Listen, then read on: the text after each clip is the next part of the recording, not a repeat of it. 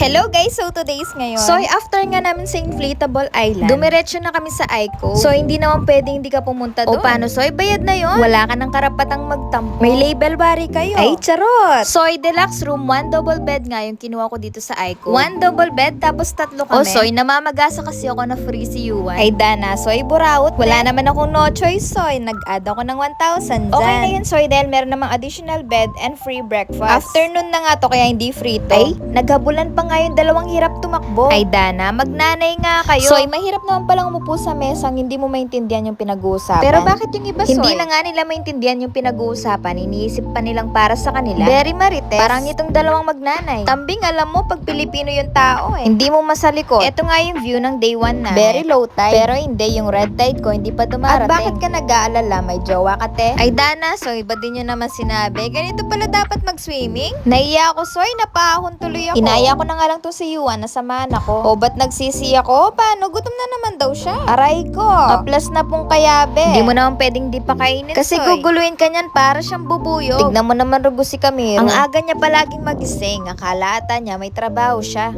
Sige Yuan, mabarog ka. Soy, paano mo malalamang ready ka nang umuwi? Nakahiga ka pa, nakabag ka na. Sunog na sunog si Batang Soy, hindi halatang nag-enjoy. Gusto mo ng tunay na joy. Loko, murit kaya. Wala na, finish na, bye!